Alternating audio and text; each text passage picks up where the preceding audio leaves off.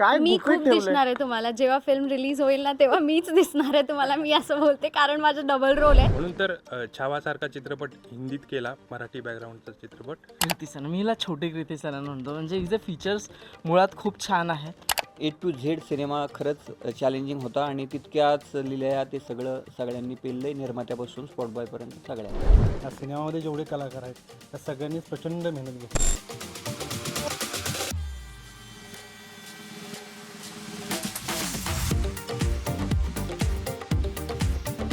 नमस्कार मित्रांनो, मी तुमचा दोस्त आणि फिल्मी होस्ट सागर तुमचं स्वागत करतो लोकमत फिल्मीवर. आता मी तुम्हाला एका अशा चित्रपटाच्या भेटीला घेऊन जाणार आहे ज्याचा ट्रेलर नुकताच आलेला आहे आणि त्याची संपूर्ण टीम माझ्यासोबत आहे. पण हा चित्रपट एक नवखा चित्रपट असला तरी फार इंटरेस्टिंग सिनेमा आहे, कारण हा मराठी नव्हे तर एक हिंदी सिनेमा आहे आणि या सिनेमाची संपूर्ण टीम आज माझ्यासोबत आहे. सो मी आलो आहे इंद्रजालच्या संपूर्ण टीमसोबत इकडे त्यांच्याशी गप्पा मारायला. तुमचं सर्वांचं खूप खूप स्वागत आहे लोकमत फिल्मीवर. सो शन्या, तुला विचारावं असं वाटतं की हा सिनेमा करत असताना आम्ही आता ट्रेलर पाहिला आणि ट्रेलर पाहिल्याच्या नंतर तू फार आम्हाला कमी दिसलीस. मला असं वाटतं काहीतरी गुपित ठेवलंय. काय असं गुपित आम्हाला पाहायला मिळणार आहे रसिक प्रेक्षकांना? काय मी गुपित खूप ठेवलंय? दिसणार आहे तुम्हाला. जेव्हा फिल्म रिलीज होईल ना, तेव्हा मीच दिसणार आहे तुम्हाला. मी असं बोलते कारण माझा डबल रोल आहे. सारखा डबल रोल सारखाच आहे. महेश आहे, पण काय माहित महेशने का असं केलं मला ट्रेलरमध्ये टीजरमध्ये एवढं. पण ठीक आहे, जे काही आहे चांगलं आहे. मी खुश आहे. आणि 24ला जेव्हा आमची फिल्म रिलीज होणार आहे तेव्हा तुम्ही मला बघणार. ओके. यश यश म्हणजे या सिनेमामध्ये तुझं एक वेगळं कॅरेक्टर आम्हाला दिसतंय आणि इतकी दाढी-बिडी वाढलेली आहे, त्यानंतर खूप मोठ्या जटा आहेत. हे काम करत असताना काय काय आव्हानांना सामोरं जावं लागलं होतं? दाढी आणि जटांसाठी जागेश्वर आणि मेकअपवाल्यांना थँक्स म्हणा. आणि मी म्हणेल आव्हानं सर, खरं हा सिनेमाचं आव्हान होता. इतकं सोपं नव्हतं. कुणीतरी साताऱ्यात सारख्या भागातनं एक कुटुंब मुंबईला येतं, सिनेमा बनवायचं स्वप्न रंगवतं आणि आज एक असा चित्रपट जो पॅन इंडिया लेवलला रिलीज होतो आहे, त्याच्या निर्मात्या आपल्या महिला आहेत. एकतर याचं खूप मोठं अभिमान आम्हा सगळ्यांना आहे.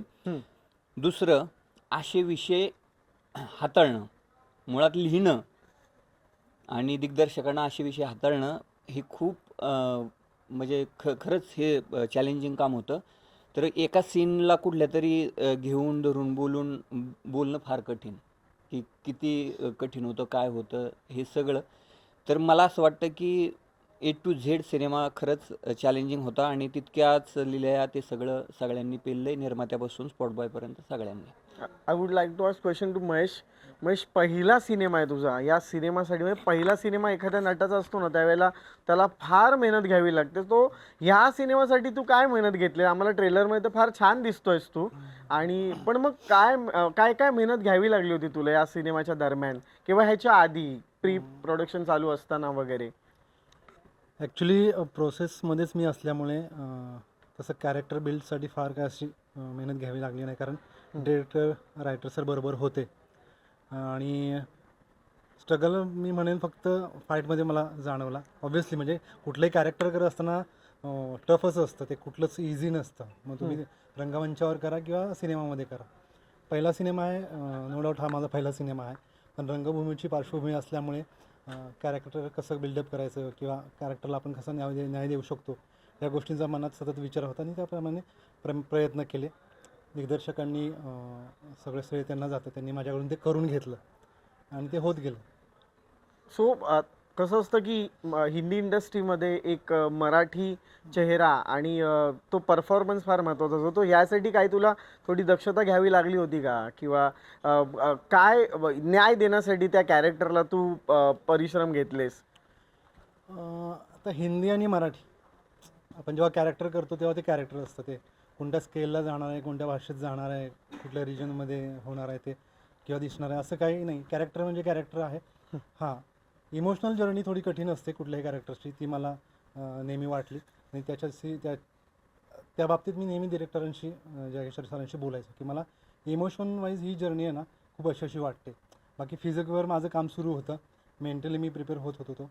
फक्त इमोशनली मला ते कॅरेक्टर पकडताना ज्या काही गोष्टी वाटत होत्या त्या सतत मी त्यांच्याशी बोलत असल्यामुळे मग त्यांनी सांगितल्यामुळे मला ते इमोशन कॅरी करणं थ्रू आउट, कारण बऱ्याच लेअर्ड आहेत, बराच त्या कॅरेक्टरचा काय म्हणून आपण वेगवेगळा असा प्रवास आहे, त्यामुळे तेच इमोशनली जर्नीज मला खूप महत्त्वाची वाटते त्या कॅरेक्टर. आणि मला असं कळलं की शनाने फार त्रास दिला तुला सेटवर. नाही मला नाही दिला, पण डिरेक्टर सरांना थोडासा दिला, त्यामुळे हे थोडंसं बिचारे बिचारे ते माझ्या बाजूला इतके शांत उभे आहेत, ते काहीच बोलत नाही. आता थांबा, बोलून घ्या थांबा जोक्स आपण. पार्ट तिने खूप कॉपरेटिव्हली काम केले, खूप सुंदर काम केले. आणि ज्या पद्धतीने तिने काम केलंय धाडसाचं आहे, ते कौतुकास्पद आहे. खूप छान पद्धतीने कोऑपरेट करून तिने काम केलं. रादर अख्ख्या टीमनीच, म्हणजे जेवढे कलाकार आहेत या सिनेमामध्ये, जेवढे कलाकार आहेत त्या सगळ्यांनीच प्रचंड मेहनत घेतली. सगळ्यांची कॅरेक्टर खूप उत्तम लिहिली गेलेत. प्रत्येक कॅरेक्टर ऑथर बॅक आहे आपण असं म्हणू शकतो. आणि डिरेक्टर सरांनी त्या पद्धतीने ती रंगवली. DOP सरांनी पण छान पद्धतीने ती रेखाटली किंवा आपण कॅप्चर केली असं म्हणू. सगळ्यांनी खूप उत्तम काम केलं. सगळ्यांनी आपल्या कॅरेक्टरवर, कास्टिंगवर, ग्राफवर, इमोशन वाईज सगळ्या गोष्टी व्यवस्थित कॅरी केल्यात. तुम्हाला असं कुठेही जाणवणार नाही की कुठलं कॅरेक्टर कमी पडलं आहे किंवा कुठलं कॅरेक्टर आहे असं अजून बेटर होऊ शकलं असतं. नाही, प्रत्येक कॅरेक्टर खूप छान दिसतंय, प्रत्येक कॅरेक्टर खूप छान एंटरटेन करतं आहे, आपल्याला सगळ्यांना पुढे घेऊन जातं आहे. त्यामुळे सगळ्यांनी उत्तम काम केलं. क्या बात आहे. नामदेव सर, तुम्हाला प्रश्न विचारतो नामदेव मुरगुडेंना, की एखाद्या कलाकृतीचं बीज रोवलं जातं तेव्हापासून ते वाढण्यापर्यंतचा जो प्रवास असतो ना, तो लेखकाचा असतो. सो या प्रवासामध्ये तुम्हाला काय काय गवसत गेलं आणि काय काय तुम्ही एक्सपेरिमेंट केला त्याच्या लिखाणामध्ये, आणि काय नेमकं वेगळं आपल्या भारतातल्या तमाम रसिक प्रेक्षकांना तुमच्या लेखनातून पाहायला मिळणार आहे? हां, तू भारतातल्या रसिक प्रेक्षकांना काय पाहायला मिळणार आहे हा प्रश्न खूप आवडला. कारण सिनेमा आपण हिंदीत केला आहे, जो मराठी विषय असून, बॅकग्राऊंड मराठी असून, मोस्टली सगळी टीम बऱ्यापैकी मराठी असून हिंदी फिल्म केली. आता जे मराठीमध्ये मूळ जे आहे की आपल्या आख्यायिका असतील किंवा मौखिक परंपरेतून आलेल्या काही गोष्टी असतील, त्या सगळ्या गोष्टी नॅशनल लेवलला किंवा इंटरनॅशनल लेवलला पाहण्यासारख्या आहेत. तिथं नोंद घेण्यासारख्या गोष्टी आहेत आणि त्या मराठीत आहेत. म्हणून तर छावासारखा चित्रपट हिंदीत केला, मराठी बॅकग्राऊंडचा चित्रपट, आणि खूप ॲप्रिशिएट केला त्याला. तशाच काही गोष्टी अशा आहेत की ज्या महाराष्ट्राच्या परंपरेत आहेत, कल्चरमध्ये आहेत, आणि तिकडे कोणी बघितलं नाही. आणि शेवटी कसं आहे, जेवढं लोकल तेवढं ते ग्लोबल असतं. म्हणून एकदम अशी लोकल गोष्ट आहे ती, पण ती इतकी ग्लोबल आहे, ती मला तर वाटतं आहे भारतात काय परदेशातल्या प्रेक्षकांनाही आवडेल. कारण तिचं जे क्राफ्टिंग आहे, जो एक सिनेमाचा एक गोळीबंदपणा असतो, तो ह्या सिनेमात आहे. आणि त्याच्यामध्ये जसा उडता चढता ग्राफ असावा, तो सगळा क्राफ्टिंग वाईज. कारण ही तशी बघितली तर माझी 8वी फिल्म आहे. हिंदीतली दुसरी आहे, जी एक मेकिंग झाली आधी, ती आली नाही. आणि त्यामुळे माझा पण लेखक म्हणून जो प्रवास आहे, तर ह्या प्रवासाच्या टप्प्यात एक इंद्रजाल पण आहे. आणि ज्या काही चुका किंवा जे मला सांगायचं राहून गेलं आधीच्या फिल्ममध्ये, ह्याच्यात सांगून बघूया किंवा अधिक बेटर कसं करूया, हा सगळा प्रवास ह्या इंद्रजालमधून घडला. आणि मला खूप असं धाडसाने बोलावंसं वाटतं की आत्तापर्यंत ज्या फिल्म झाल्या, एक लेखक म्हणून मला जे माझ्या मनपटलावर मी फिल्म बघतो, जे सीन बघतो, ते तितके न्यायपूर्ण होताना मी बघितले नाही आधीच्या सिनेमांमधून. माझ्या आधीच्या दिग्दर्शक मित्रांना थोडा राग येऊ शकतो, पण ह्या फिल्ममध्ये मला जसं व्हिज्युअल झालं मनात किंवा जसं मी लिहिलं गेलं, तसं बऱ्याच अंशी होण्याचा प्रयत्न झाला. किंवा मी म्हणतो काही तर 100% जे व्हिज्युअल होतं त्याच्यापेक्षा चित्रीकरण खूप छान झालं. त्यामुळे एक व्हिज्युअल ट्रीट आहे. गोष्टीतले आता पात्र तर तुम्ही बघतच आहात की कॉस्ट्यूम वेगळे आहेत, गेटअप वेगळे आहेत, नावं वेगळी आहेत. त्यामुळे एक अनवट की जे लोकांना आवडेल अशी गोष्ट आहे. स्टिरिओटाईप आत्ता जसं ट्रेंडमध्ये चालतात तशा फिल्म नाही आहेत. आणि मला वाटते अशी 10तून किंवा 100तून एखाद दुसरी फिल्म होते की जी सगळ्यांना आवडते आणि खूप व्यवसाय पण चांगला करते. तशी ही फिल्म ठरणार आहे असं मला वाटते. मलाच नाही, आमच्या सगळ्या टीमला वाटतं आहे. खरं तर ह्या सगळ्यांचंही त्याच्यात खूप हातभार आहे. आणि तुझंही कौतुक, तू आम्हाला असे प्रश्न विचारले, त्यामुळे ते निघून आलं माझ्याकडून. नाही, पण आता मला सर्वात महत्त्वाचं ज्यांना प्रश्न विचारतो तो व्यक्ती माझ्या बाजूला उभा आहे ते म्हणजे या चित्रपटाचे दिग्दर्शक. ह्याचा टीजर पाहिला आम्ही आणि म्हटलं काय सिनेमा येतो हा, आणि मग नंतर नावं वाचली तर सगळे आपले मराठी कलाकार दिग्दर्शक होते. सो सर काय सांगाल ह्या सिनेमाच्या, म्हणजे स्क्रिप्ट ह्यांनी तुम्हाला दिली आणि तेव्हाच तुम्ही ठरवलं की जाऊ द्या आपण असाच सिनेमा करायचा आहे, कॉम्प्रोमाइजच करायचं नाही, असं काही ठरवलं होतं का? नाही, एखादी आपण असं होतं ना की खूप कुठल्या तरी गोष्टीची वाट बघतो आणि वाट बघत बघत आपण आस सोडून देतो त्या गोष्टीची, आणि अचानक कधीतरी येतं की एकदम पटकन आणि असे आपले आयबॉल असे थोडे हे होतात की अरे हे अगदी मनासारखं आहे. आता मनासारखे लोक, मनासारखा कॉन्सेप्ट आणि मनासारखं त्याला साथ देणारे प्रोड्युसर, म्हणजे हे जेव्हा एवढी अशी लाईक पूर्ण थाळी छान भरून मिळालेली होती. सो एवढं सगळं छान असल्यानंतर आणि ते झालं. मग जागेश्वर मला हे विचारायचं आता तुम्हाला की ट्रेलर आपल्या आता प्रेक्षकांच्या भेटीला आलेला आहे. ट्रेलर ही इतका सुंदर तुम्ही या ठिकाणी कट केलेला आहे की तोही आम्हाला क्युरिओसिटी निर्माण करतो की नेमका सिनेमामध्ये काय आहे. सो एक परफेक्ट जो मेकर असतो ना त्याच्या डोक्यात त्या स्क्रिप्ट पासून ते एंड पर्यंत तो सिनेमा कसा दिसणार आहे हे फिक्स असतं. असं तुमच्या डोक्यात काय होतं का, आणि हे कलाकारांच्या कामाबद्दल तुम्ही काय सांगाल? हां, फिल्म कशी दिसणार आहे हे होतं डोक्यात, की म्हणजे जेवढं म्हणजे आपण करू शकतो, किंवा आता कसं आहे की आपण कितीही विचार केला तरी परिस्थितीसमोर आपण म्हणजे जे काही निसर्गासमोर म्हणा किंवा परिस्थितीसमोर आपण लहानच आहोत. म्हणजे आपण कितीही विचार केला असेल की मला तिथे जायचं आहे, पण काहीतरी अशी कारणं येणार किंवा असं काहीतरी होणार की आपण तिथपर्यंत नाही पोहोचू शकत. पण हां, म्हणजे जेवढा विचार केला होता तेवढा तो सिनेमा त्या लेवलपर्यंत पोहोचला आहे.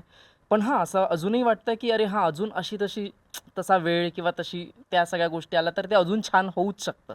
पण हे आताही छान झालेलं आहे आणि हे सगळं छान करण्याचं म्हणजे श्रेय ह्या सगळ्या टीमला जातं.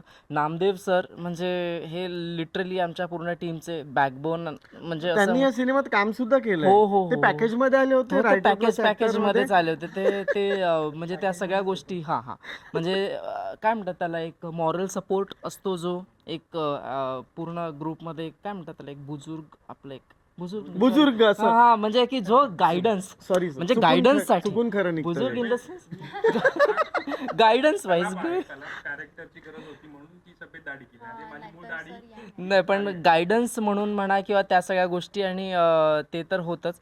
आणि आकाश सेठी जे आमच्या फिल्मचे सिनेमॅटोग्राफर आहे, त्यांनी मनासारखं म्हणजे आमच्या वेवलेंथ इतक्या मॅच होत होत्या, म्हणजे कधी कधी आमचे शब्द थोडेसे सांगायचे वेगळे वेगळे असायचे, बट जे मला सांगायचे तेच त्यांनाही दाखवायचं आहे.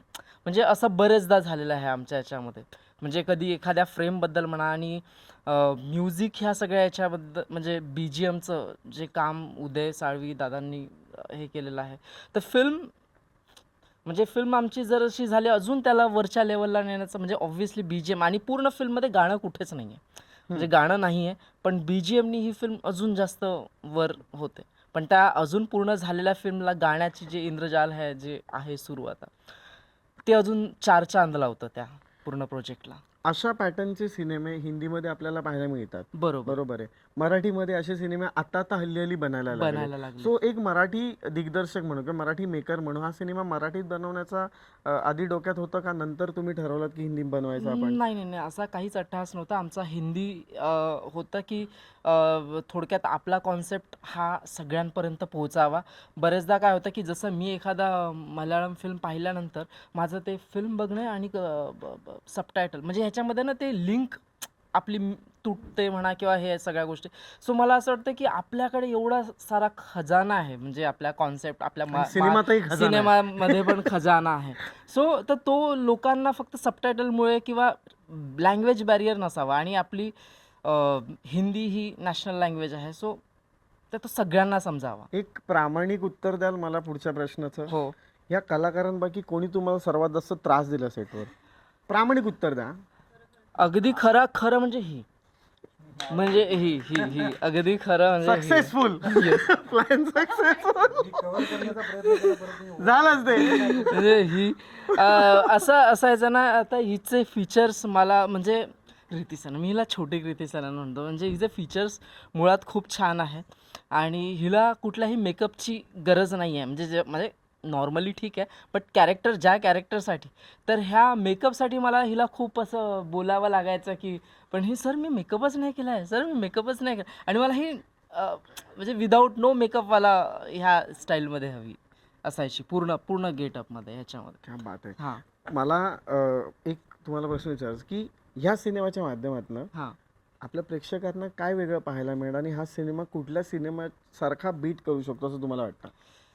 अगदीच. ट्रेलर बघून आम्हाला तर फार क्युरिओसिटी निर्माण झाली आहे, तर सिनेमा बघण्याची फार उत्सुकता वाढली आहे. तुंबाळ, कांतारा, म्हणजे कांतारा हा माझा पर्सनली, तुंबाळ पण, हे 2 फिल्म्स आहेत, म्हणजे स्पेशली तुंबाळ मी म्हणेन, म्हणजे तो जास्त अजून जवळचा आहे सिनेमा. सो तो त्या खजाना, कारण कॉन्सेप्ट एक जो धागा आहे की लालच आणि खजाना हा एक कुठेतरी, पण त्याचं काय म्हणतात चित्रीकरण म्हणा किंवा त्याचं ओव्हरऑल प्रेझेंटेशन हे टोटली डिफरंट आहे, म्हणजे त्याच्याशी काही घेणं देणं नाही आहे त्या याच्यासाठी.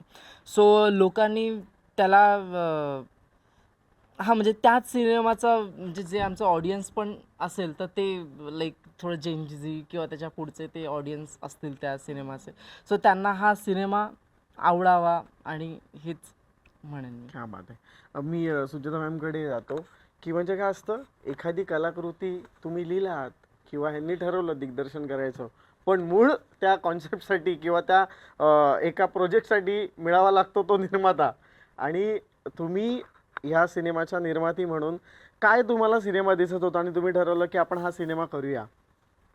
तुमच्यासाठी तो सिनेमा असेल, पण माझ्यासाठी माझ्या मिस्टरांचं ते मूळ स्वप्न आहे आणि त्या साकार झालेलं आहे. त्याचा मला खूप आनंद झालेला आहे आणि तुमच्या सगळ्यांच्या सपोर्टने हे सगळं शक्य झालेलं आहे.